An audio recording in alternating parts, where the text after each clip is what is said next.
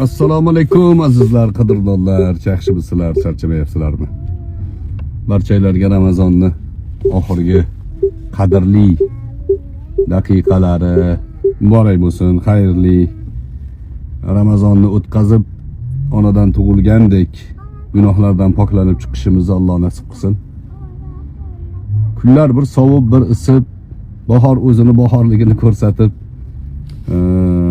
o'tib boryapti. Alloh taolo bu bahorni yoz, kuz oylari uchun ko'p yaxshi barakaga sabab qilsin. Do'stlar, ijtimoiy tarmoqda bo'layotgan va ijtimoiy tarmoqdan hayotga ta'sir qilayotgan ba'zi mavzular to'g'risida yana sizlar bilan fikr mulohaza o'rtoqlashmoqchiman. Xursand bo'lib e'tirof qiladigan narsalardan bittasi ijtimoiy tarmoqda va hayotda odamlarni to'g'rini to'g'ri, noto'g'rini noto'g'ri deya olish qobiliyati isbotini topyapti. Ko'ryapmiz. Odamlar haqni haq ekanligini kech bo'lsa-da tushunib yetyapti. Botilning botil ekanligini biroz zararga uchrasa ham, lekin e'tirof qilyapti. Noto'g'ri baribir noto'g'ri ekan. Misol uchun deylik, kim zarra qadar yaxshilik qilsa uni ko'radi, kim zarra qadar yomonlik qilsa uni ham ko'radi degan ya'ni ta'limot yaxshi bilan yomonni ajratadigan zot keladi degan ta'limotni javobi hisoblanadi. Falsafiy bog'liq, mantiqiy bog'liqlik bor. Demak, haq bilan botilni ajrata olishlik uchun haq bilan botilni ajratib beradigan shaxslarga xalq muhtoj bo'ladi. Tushundinglar? Haq bilan botil inson o'zini tasavvuri bilan, o'zi tuzgan reja bilan baholanmaydi. Haq bilan botilni o'zgarmas mezoni bor, o'sha mezon asosida ishlaydi. Odamlar hissiyotga o'ynab, hissiyot orqali botilni haq, haqni botil qilib ko'rsatishga urinadi. Bor bunaqalar. Hayotimizni ko'rib turibmiz. Ochiqdan ochiq, qip yalang'och, begona erkak bilan bir xonada qo'lga tushgan xotinni ba'zi blogerlar borib, buni urib yechintirishgan, buni urib majburlab yechintirishgan deb kelishdi. Bir qancha odamlarni shunga ishontirishdi. Hayron qolarli darajasi shuki, o'sha ishongan odamlar la'nat aytib, qarg'ab, kerak bo'lsa borib ularni ya'ni yeb yuborgudek munosabatlarda bo'lishdi. Kun o'tdi, vaqt o'tdi, kimdir chiqdi, aytdiki, bu noto'g'ri bo'lishi mumkin. Ikkinchi tomonni ham ko'rish kerak, eshitish kerak dedi. Natijada nima bo'ldi? Va alaykum assalom. Natijada nima bo'ldi? Odamlar to'g'ri deyishni boshlashdi. Hozir 3-4 ta o'sha nedagon odamlardan boshqa odam qolgani yo'q. Hamma bilib turibdi, u holatni zapal ekanligini, u ayolni tabiatan buzuq ekanligini odamlar ko'rib bilib turibdi. Qaysi ayol desangiz, men bu joyda jurnalistik olmosh bilan ishlatyapman. U ayol kimligini aniq aytish shart emas, hamma bilib turibdi. Xo'p. Sirojiddin qamalgandan keyin Siroj Media orqasidan videolar chiqyapti.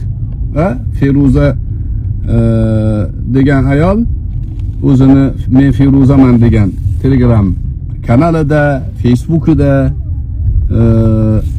bir ovozni qo'ydi. Xorazmlik bir ona, mushtipar ona bechora o'zini muammosi uchun Sirojiddinga murojaat qilgan. Sirojiddin va uni atrofidagilar pulini olgan va o'sha asosda ariza yozgan bu ayol. Shunga Jahongir To'laganov telefon qilib pul beraman, pul taklif qilyapti. Pul beraman, arizani qaytarib oling deyapti. Pul evaziga arizani qaytarib oling deyapti. Bu yerda do'stlar, u o'rtadagi iymoniy do'stlikni ya'ni asosida Sirojga yordam berish maqsadi yo'q bu yerda. Jahongir To'laganov o'zini ketini yopish uchun harakat qilyapti bu joyda.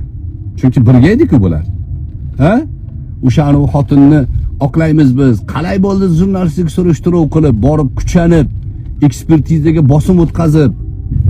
Shu Jahon o'zi ancha savodsiz odamga o'xshardi meni hayolimda. Uni hayotda ham isbotini ko'rsatdi o'zi. Va o'sha ishlarda bular hamtovoq bo'lganligi uchun hamtovog'ini asrab qolish ma'nosida ariza yozgan odamlarga pul taklif qilyapti. Men yana boshqa ba'zi narsalarni eshitdim, hali chiqmagan, menimcha chiqsa kerak ular ham. Yana ariza yozilyapti menimcha. Arizalar to'planyapti. Bu Jahon arizasini qaytib olmagan odamlarni shantaj ham qilgan. Shantaj qilib, seni ustingda meni videolarim bor, ularni ham tarqataman qilgan. Endi shu joyda bitta narsani men e'tiborga olishingni so'ramoqchiman. Do'stlar, hayotda ba'zi insonlarni imkoniyati cheklanadi. Masalan, bizda hozir nogiron deyiladi. Ularga hammani rahmi keladi. Kimdir ko'zi ojiz bo'ladi, kimdir qulog'ida muammosi bo'ladi, kimdir shu hayotda nimadir nogironlik bilan hayot kechiradi. Bu sog'lom odamlar o'zini sog'ligiga shukr qilish uchun bir ibrat. Nogiron, imkoniyati cheklangan odamlarni ya'ni biz boshini silashni harakat qilamiz. Rahmimiz keladi ularga nisbatan. Lekin ba'zi bir razil odamlar bor, ba'zi bir isqirt odamlar bor. O'sha nogiron odamlarni o'zlarini, ya'ni jirkanch ishlari uchun ishlatishga harakat qilishadi. Masalan, taftish o'z degan bir guruh qamaldi, bildinglar-a? O'shalarning ichida Dilshod degan bola bor edi. Ko'zi ojiz bola edi. Shu bolani bir ikki marta katta gaplarni gapirib, bir ikki marta emas, ancha-muncha. Juda haddidan oshib ketgan paytida men ham chiqib gapirgan edim. Xalq dardi qilib baqirishardi, esinglarda bo'lsa. Xalq dardini sanlar gapirmalaring. Sanlarga qolmagan bu xalq dardi. Qilib gapirgandim. Keyin Dilshod menga aloqaga chiqqan. Biz Erkin E'tiqod degan guruhimizda Dilshod bilan ko'p gaplashganmiz. Uzrlarni so'ragan, uzr kechirasiz degan. Orada uzridan keyin men endi uzrni qabul qilishlikka juda moyilman. Xato qiladi inson, mayli endi uzr aytgan bo'lsa aytgandir, qilgan bo'lsa deb. Undan keyin yana bir sakrashni boshladi. Ana undan keyin yana uzr aytdi. Erkin E'tiqodda qilib yurgan ishlarini pushaymon qilib bir qancha ko'rinsa, jim turing. Xo'p bo'ladi. Demak, shunaqa uzrlarni aytib yurdi. Nimaga uni olib yurishgan? Taftish guruhi nimaga uni olib yurishgan? Dilshod o'zi aytardiki, meni ko'zim ojiz, meni qamoqmaydi. O'shaning uchun mendan foydalanadi bular. Hech kim bitira olmaydigan joyga meni jo'natishadi. Men ko'zimning ojizligini bahona qilib odamlarga shunaqa shantaj o'tkazaman degan. E'tirof qilgan. Men o'shani nasihat qilganman ularga. Xalqning dardini olib chiqish yaxshi, lekin uni suiiste'mol qilish noto'g'ri. Qonunni buzsa, ko'zi ojiz bo'lsa ham qamaydi, qamalish kerak. Biroz yengillik bo'lishi mumkindir ko'zi ojizligini e'tiboridan, lekin unga hamma narsa ochiq degani emas. Jahongir To'laganovni Vahob degan bitta shogirdi bor. U ham shunaqa nogiron bola. Menimcha garang, qulog'ida muammosi bor.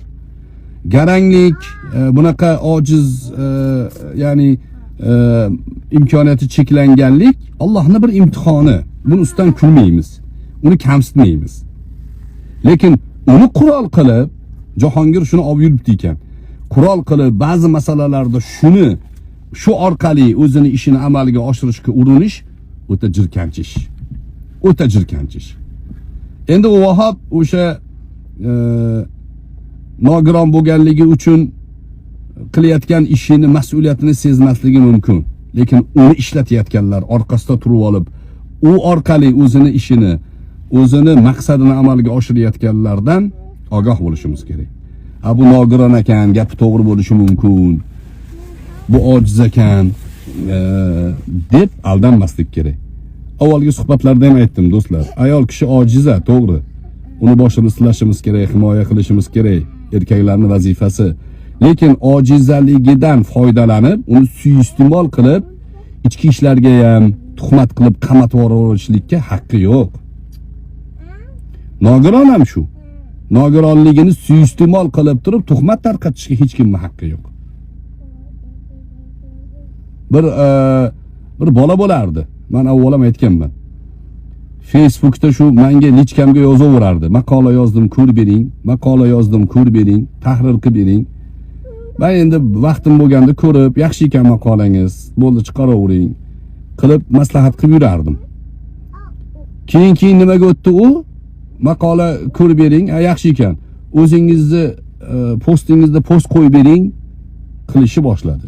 Reklama qilib bering, podelisa qilib bering. Keyin oxir men unga yozdim. Mana shu ishingiz noto'g'ri dedim. Nimaga? Haqiqiy saviyali maqola kimningdir dastagi bilan ya'ni tarqatishga ehtiyoj yo'q unga. Yaxshi yozsangiz tarqayveradi o'zi. Qattiq tekkanimdan keyin men haqimda yozishni boshladi. Menga qarshi. Aylanib o'rganib shu kunuzga ham jurnalist bo'lib oldi. U ham shunaqangi nogiron bola. Ba'zi odamlar uyga borgan uni. Uyga borsa, uyi endi sasib ketgan, achib ketgan odam. Lekin xalqi dardi. Tashqariga chiqib xalq dardi deb yozadi. G'ayrat Do'stov yana paydo bo'lib qopti. Saroy mulla, chala mulla deyapti. G'ayrat Do'stov. G'ayrat Do'stovni xalqi dardini ko'tarib chiqmagan bu odam. O'zini g'ami bor, o'zini tashvishi bor buni deganimda qancha odam menga malomat toshini otdi. Nima bo'ldi? Isboti nima bo'ldi? Mana oxiri nima bo'ldi? 110 million pul yig'ib berishganida xalqi dardini tupurib 110 millionni olib yedi. G'ayrat Do'stov. Kun o'tdi, vaqt o'tdi, pul tugadi, endi chiqib turib yana baqirishni boshlayapti. Xalq dardi deb, saroy mulla deyapti. Voy G'ayrat Do'stov. Saroy mulla deyish, ya'ni senda shunaqa qobiliyating bormi? Sen kimning mullasisan sen? Sen Trumpning mullasimisan? Epsteinning mullasimisan sen? Senda or nomus bormi g'ayrat? Erkak kishi patinkasini yirtig'ini ko'rsatmaydi. O'zbek jamiyatida erkak rujulati bor, nomusi bor odam patinkasini yirtig'ini ko'rsatib, hayotim qiyin bo'lib ketyapti demaydi. Bu nomus bu. Nimaga sendan foydalanishyapti? Bu jamiyatda shunaqa narsani ko'tarib, mana muammo, problema deb ko'rsatish uchun qilishyapti. Sen o'shanga o'ynab beryapsan. Patinkasini yirtig'ini ommaga ko'rsatib, mana xalq dardi 100 million bersa, ha bo'pti deb indamay ketish bu benomuslik edi o'zi. To'g'rimisa? Jim turing. Oqqo'ling bitta. Bu benomuslik edi bu. O'zbek nomi bilan o'ziga bek degani. Bir ma'noda O'g'uzbekam degan ma'nosi bor, lekin biz o'zbek hozirgi etimologiyada o'ziga bek deb tushunamiz. O'zbek og'zi qorniga to'lgan paytida ham nomusi, hamiyati uchun tupurmagan xalq. Og'zidagi qoni, tishi to'kilib ketgan, qon to'lgan bo'lsa ham nomusini saqlab tishini ichiga bosib o'tirgan o'zbek xalqi. Patinkasini yirtig'ini ko'rsatib, odamlarga dard, hamdard, xalq dardi deb baqirmagan. O'zbek emas bu. Bunaqa baqirishlik o'zbekning hamiyatiga to'g'ri kelmaydi. Endi chiqib ikkita bolangni ko'rsatyapsan. Senda uyat yo'q ekan o'zi. Saroy mulla deb qo'yasan. Oy, chala mulla deb qo'yasan. Sen nima to'liq mullamisan sen? Voyda deb yig'layapsan, bolangni ko'rsatyapsan. Mana och qolib ketdim qilib. Ha, bolangni ko'rsat. Bolang bilan baxtli ekaningni ko'rsat agar qo'lingdan kelsa. Ertaga o'sha bolalaring katta bo'lsa, o G'ayrat Do'stov. Bolalaring katta bo'lganda aytadi senga. Biroz nomusi bo'lsa aytadiki, dadam deydi, bizdan foydalanib yig'lagan ekan xalqqa chiqib deydi. Qanaqa bosh ko'tarib yuradi bolalaring? Senga farqi yo'q bo'lsa, mayli, farqi yo'q. Lekin xalqimizdan yana bir ma'noda tashakkur aytmoqchimanki, xalqimiz ko'zi ochiq, ko'zi ancha ochiqligini ko'rsatyapti. Endi bularga aldanmayapti. Ko'ryapsizlarmi? Bittasi yo'qolsa, ikkinchisini oldinga surishyapti. Bittasiga yetarli javob berilsa, boshqasini oldinga surishyapti. Ozodlik, BBC, Eltus bularning hammasi axlat ekanligini xalq tushunib bo'ldi. Endi ichimizdagi blogerlar ichida kim haqiqatparvar, kim bunaqangi orqa tomondan jirkanch odam ekanligini xalq ko'rib boryapti. U yaxshilik do'stlar. Haq bilan botilni ajratish, buni ajratishlikda yelkadosh bo'lish xalqning kelajagini ya'ni rivojiga hissa qo'shadi. Haq bilan botilni ajratmagan odam foyda ekanligini ajratolmay qoladi. Chunki bir kun zarar kelganda foyda ham ketib qoladi. Jahongir To'laganov hali ko'p narsalari chiqadi bularni. Xalqni oldida kekirdagini cho'zib, gemoroyini ko'rsatib, baqir-chaqir qilib, xalqparvar qilib ko'rsatayotgani yolg'on. Ularning xalqparvarligi yo'q. O'zini alohida suhbatlari bor bularning, alohida guruhlari bor. O'sha guruhlarda ularning gaplariga quloq solsangiz, xalqqa tupurib qo'ygan bular. Bular fohishani to'maris qilib ko'rsatish uchun pul oladi. O'g'rini xalq qahramoni qilib ko'rsatish uchun pul olishadi bular. Pul uchun qilishadi shu ishlarni. Mana men aytdi deysizlar. Bu gapimni ko'p takrorladim. Men nima degandim deb. Qayerga borsam shu kitobimni so'rashyapti do'stlar. Bu meni qanaqadir fazilatli, uzog'ini ko'ra oladigan odam ekanimni ko'rsatmaydi bu. Bu oddiy nuqtai nazar bu. Siz azizlarni ham izohlaringizni ko'raman, sizlarni ham qo'llab-quvvatlashinglar orqali ko'p ma'lumotlardan xabardor bo'laman va o'rtoqlashaman. Mendagi bitta boshqalar qilmayotgan ish, hammaning fikri bir tomonda turgan paytida xato bo'lsa, chiqib shuni xato deb ayta olish. Shuni aytayapman men. O'sha hamma bir tomonda turib olib, uni xato ekanligini aytganimda, tabiiyki menga qarshi yurishni boshlashadi. Dastlab boshida. Keyinchalik e'tirof qilishyapti, ha, to'g'ri deyapti, Abror domla to'g'ri gapirgan ekan. Mana chiqdi oxiri natijasi, deyishyapti. Ba'zilarga bu kech bo'lyapti. Suriyaga borgan bolalar, Suriyaga borib, Suriyada oilasi bilan yo'q bo'lib ketgan odamlar. Kech qoldi shular. Meni gapimni men aytgan o'sha paytda, o noto'g'ri degan gapimni, bu saroy mulla bu, chala mulla deb ketganlar hayoti bilan o'tadi. Hayoti bilan to'ladi shuni. Hayoti bilan to'ladi shu xatosini, badalini. Bilganlar to'xtadi. Mingdan oshiq odam tayyor biletini olib Suriyaga uchayotganda meni suhbatimni eshitgan, to'xtagan. Orqaga qaytgan. Hozirgacha tashakkur maktubini yozadi menga. Hozirgacha. Rahmat deydi. Borgan sari men ko'zim ochilib boryapti. O'sha paytda sizni saroy mulla, chala mulla deb so'kkanman. Rozi bo'ling deydi hozirgacha. Yolg'on do'stlar, ma'lum bir muddatdagina kerak bo'ladi. U yolg'onni to'qiganlar uchun kerak bo'ladi. Bu yo'lda negodniy odamlardan, nogiron odamlardan foydalanayotganlar o'ta jirkanch odamlar. Ana shu Vahob degan negodniy odam, nogiron odam shu. Shuni jurnalistik maydonga olib chiqib, shundan torpeda sifatida foydalanayotgan jahonlar o'sha To'laganovlarni ham, ya'ni xalq vijdoni oldida javobgarlikka tortish kerak. Yana bitta oxirgi munosabat, bu balog'atga yetmagan bolalarni katta trassada, ko'chalarda mashinalarni minib yurish masalasi. Oldin aytgan edim men. Bu masalani jiddiy qarash kerak. Bu taklifni menimcha deputatlarga o'sha ovozga qo'yish kerak. Mana shunaqangi otasi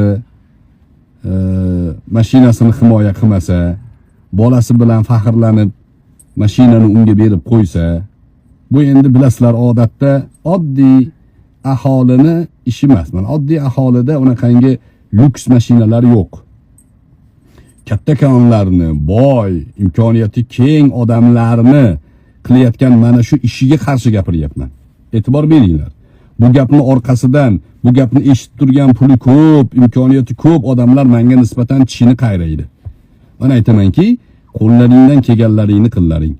Xalqni, ya'ni ko'chada bemalol yurishiga xavf tug'diradigan, yo'l harakati terrorlariga qarshi jiddiy, ya'ni javobgarlik qo'yish kerak. Yosh bola mashinani ko'chada minib yurgan bo'lsa, o'sha mashinani musodara qilish kerak. Mayli endi maydalab olmasin, uni xalqqa xizmat qilsin. Xalqqa. Boring uni anaqaga olib berishsin, bu kasalxonalarga olib berishsin, tug'ruqxonaga olib berishsin mashinasini. O'sha joyda xizmat qilsin. Nima deysilar? Yana bittasi blogerlar haqida do'stlar. Blogerlik bilan shug'ullanayotganlar, mana shu Jahongir To'laganov o'xshaganlar 10 million, 20 million, 50 million deb pul olib, u pulni kassaga kiritmasdan o'zini ehtiyojlarga ishlatib yuborayotganlar. Ulardan soliq undirish kerak. Avval aytgan edim men. Ancha oldin. Buni bir tartibga solish kerak. Kim bloger, kim jurnalistik surishtiruv qilishlikka ya'ni imkoniyati bor. Masalan, Jahongir To'laganov bir joyga kiryapti-da, aytayaptiki, siz savolga javob berishga majbursiz deyapti. Ekspertiza mutaxassisiga. 200 falonchi modda deyapti.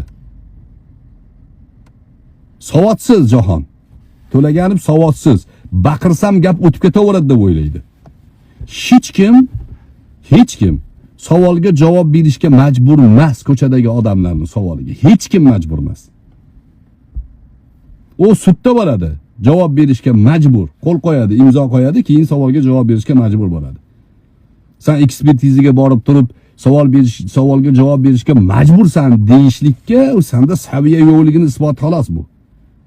Demak, blogerlarni ham qandaydir bir attestatsiyadan o'tkazish kerak. O'tkazib, ana undan keyin ularga mayli blogerligi bilan shug'ullansin, xalqning dardini olib chiqsin, gap yo'q. Unga alohida bir shtat bo'lsin, erkin axborot maydoni bo'lsin, gap yo'q. Unaqa bo'lmasa, shantaj quroliga aylanib qolyapti. Bilasizlarmi? Mafiya bular. Mafiya. O'shani Vahob degan nogiron haqida mana gapirdim-ku. Mana endi buni nogironligini gapiryapti bu deb boshqacha ya'ni harakat qilishadi. Bu Jahongir akaning gapi bor edi. OPG haqida, OPG. Ya'ni uyushgan jinoyatchilar bular deb. Mana shu media yurgan shantajyorlar. Uyushgan jinoyatchilik bu.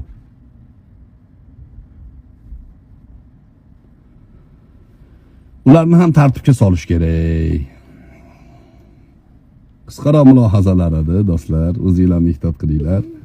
Xo'p, ertaga shanba kuni soat 5 da Jar stadionida ajoyib o'yin bo'ladi.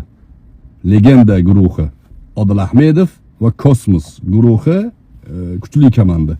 Ikkalalarini o'rtasida futbol bo'ladi. Ana undan keyin kechqurun soat 9 da A1 bizning futbolimiz bo'ladi. Xo'p, tavsiyalar kitob ma'nosida do'stlar, bu Ramazon oyida ruhiy tarbiya kitobini o'qishlikni tavsiya qilgan edim. Kim boshladi, kim qayerga keldi, kim o'qimadi? O'qinglar do'stlar. Ma'naviy ma'noda. Endi do'stlar, jismoniy ma'noda sizlarga ajoyib tavsiyalarim bor. Yaqinda men bir giyohdan tayyorlangan nabaviy tabobatga tegishli jigar sirroziga qarshi ajoyib bir damlamani tavsiya qilaman. Yaqin kunlarda o'zim boshimdan o'tdi. Meni akam bor. Akam jigar sirrozi bilan og'ridi. Yoshligida og'rigan edi, hozir qaytalandi. Qorni ishib ketdi. Taxminan 10 litrdan 14 litrga yaqin suv bilan keldi. Toshkentda biz infeksionida yotqizdik, davoladik, xullas tayyorgarlik qildik, jigarni almashtirish kerak. O'g'lini tekshirtirdik, donor qidirdik. Shu orada bir ajoyib damlama tavsiya qilishdi. Men endi doktorlar bilan ovoraman, akam shuni olib ichishni boshladi. Boshlagandan keyin men u boshimdan o'tganini aytyapman do'stlar, boshimdan o'tgan narsani. Shu ish boshlangandan keyin doktorga bordik. Akamning jigarida C virusi yo'q deyapti doktor. C virus yo'q. O'sha damlamani biz yaqinda sizlarga Iksir Hepoforto nomi bilan tavsiya qilamiz. Yaqin biz ozgina qoldi ishlarimiz anaqasi. Sotuvlarni boshlaymiz. Nasib bo'lsa, juda foydasini sezdik. Juda ham ko'rdim, ko'zim bilan ko'rganim uchun aytayapman. Xo'p, undan tashqari siz azizlarga ko'p tavsiya qilyapman za'faron. Za'faronning foydasini ya'ni o'sha podshohlar, imkoniyati ko'p, keng odamlar bilgani uchun doim o'zini iste'molida uni ichib yuradi. Ramazon oyida boshlaganlar yoki ota-onalariga olib berganlar uni foydasini izohlarda, boshqa joylarda e'tirof qilishyapti. Boshlamaganlar boshlang. Uzun marketda bor, Korzinka do'konlarida bor. Za'faron, BMB za'faronlari desangiz, siz azizlarga tavsiya qilishadi. O'sha ertalab saharlikda choy o'rniga za'faron iching, kechqurun iftorlikda choy o'rniga za'faron iching. Mana men aytdi deysiz. Ya'ni o'ta qimmat narsa o'zi. Donalab terib olinadigan narsa. BMB za'faron bu Jizzaxda yetishtirilyapti. Men borib ko'rdim plantatsiyalarini va 8000 ga yaqin odam ishlaydi. Katta, ya'ni kuch talab qiladi. Juda katta mehnat talab qiladigan narsa. Va dona-dona qo'lda terib olinadi. Xitoyliklar choyni reklama qilganda bu har bitta bargi qo'lda terib olingan deb maqtanishadi-yu. O'sha choyni mana shu ishidan ko'ra bu og'irroq bu. Za'faron Allohning mo'jizasi. Za'faron ya'ni ziravorlarning podshosi. Podshohlarning ziravori. Qarang, ikkalasi ham tushadi. Undan ham foydalaninglar. Za'faronni tuz varianti bor. Men uyimga olib kelib qo'yganman, ovqatlarga deyarli shuni ishlataman. Ajoyib. Tuz, za'faron qo'shilgan. Choy varianti bor. Choy qilib ichasiz, ichida za'faronni qo'shilgan. Novvot bor, za'faron suvidan qilingan novvot. Asal bor, za'faron qo'shilgan. Foydalaninglar. Jismoniy tomondan shu narsalarni tavsiya qilyapman. Tez kunlarda sizlarga yuqorida aytganim jigarga tegishli Iksir Hepoforte bu mahsulotni ham taqdim qilaman. Kuzatishda davom eting, o'zingiz ehtiyot qiling. Ertaga soat 9 da Jar stadionida kutib qolamiz. Biletsiz, tekinga kirasiz. Ajoyib o'yinni tomoshasiga kelinglar. Assalomu alaykum va rahmatullohi va barakatuh.